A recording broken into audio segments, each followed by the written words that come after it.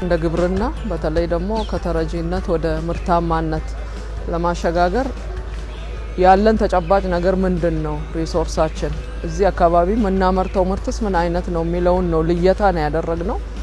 ከዚህ አንፃር የመስኖ አውታሮች የተሰሩበት አካባቢዎች ላይ እንዴት ነው ያው ያለን የቆዳ ስፋቱ ትንሽ መሆኑ ይታወቃል። ከዚህ አንፃር በአመት 3 ከ2 እስከ 3 በማምረት ምርትና ምርታማነትን መጨመር ነው አንዱ ይዘን የተነሳ ነው እቅድ። ከዚህ አንፃር ሁሉንም አርሶ አደሮች የግንዛቤ ማስጨበጫና የልማት ጣቢያ ሰራተኞችን በማሰልጠን በግብርናው ዘርፍ ትልቅ ውጤት ያገኘንበት ነው። ገጠር ላይ በመናመርተው ደግሞ የከተማውን ዝቅተኛ ኑሮ የሚኖሩትን የኑሮ ውድነትን እንዴት ነው የምናረጋጋው የሚለውን ደግሞ ከዛ ጋር ጎን ለጎን ስንሰራ ነበርና ይሄውም አትክልቶች ፍራፍሬዎችና አትክልት ከሌላ ቦታ ነበር የሚመጡት እንደ ክልላችን። እዚህ የሚመረተው ምርት ከሻሸመኔ ነበር ድንች የሚመጣው፣ ሽንኩርት ከአዲስ አበባ አካባቢ ነው። ዋጋውን በዛው መጠን እስከ 80-90 ብር ገብቶ ነበር።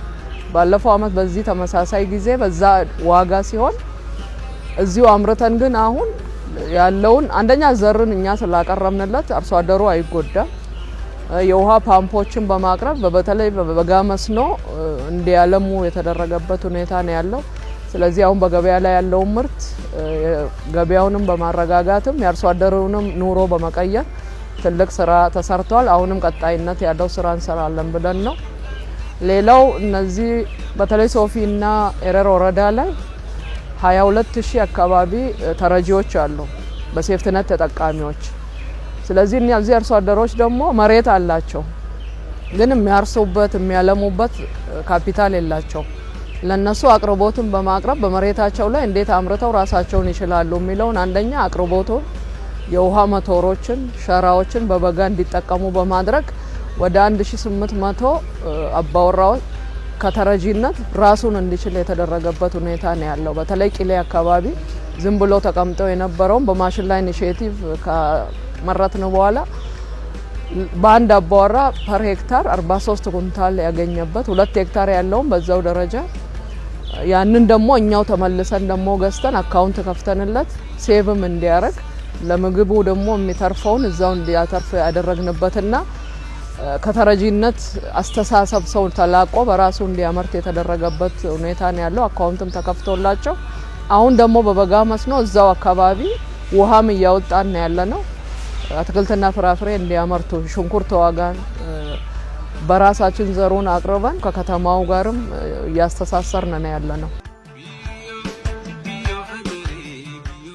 የትኛው እርሻ ላይ ምንድነው ምናመርተው የሚለው መጀመሪያ ከአረማያ ዩኒቨርሲቲ ጋር ስልጠና በመስጠት ውጤታማ የሆኑ ምርቶች ቶሎ ደራሽ ምርቶች ምርታማነታቸው ደግሞ በጣም በብዛት የሚያስገኝ ነው። በጥናት የተመሰረተ ነው። በስንት ሄክታር ላይ የሚለው 4700 ነው ያቀርነው 4500 ነው ያለማ ነው። ይሄን በበጋ ብቻ ነው። ስለዚህ እያንዳንዱ ደግሞ ምን ተመረተ የሚለውም እዛው አለ እና ኢቭን በበጋ አሁን በቆሎና ማሽላ ማምረት አይታወቅም እኛ ክልል ላይ። ይሄን ለማስተማርም ጭምር ሳምፕል ወስደን የተወሰኑ ሄክታሮችን ይሄንን ያለማንበት ሁኔታ ነው ያለውና ሌላ ቦታ አሁን የበጋ ስንዴ አለ ኦሮሚያን ብንወስድ እኛ በጋ ስንዴ ማድረግ አንችልም። ለምን ካለን ተጨባጭ ምርት ነው የምንነሳውና ማሽላና በቆሎ ነው። በበጋ የተወሰነም ብናረግ አሁን በበጋ ይመረታል ይቻላል የሚለውን መንፈስም ተፈጥሯል ማለት ነው። ስለዚህ እነዚህ ምርቶች ለገበያም ቀርበዋል። አርሶ አደሩ ኢቭን ጅጅጋ ድረስ ራሱ አቅርቡልን ብለው አግሪመንት ተፈራርመናል። እዚህ የሚመረተው ምርት እዚህ ብቻ ሳይሆን እዛም ዝንበር ዘለልም ሆኖ አብረን የምንሰራው ከድሬዳዋ ጋር አግሪመንት ፈርመናል። ማህበራቶች እዚህ የሚመረተው ለነሱ በመስጠት እዛ የሚመረተው በማምጣት የጎረቤት ክልሎችንም አስተሳስረናል። ይሄ በተጨባጭ መሬት ላይ ያለ ነው። በ3ቱም ወረዳዎች ሄዶ ማየት ይቻላል።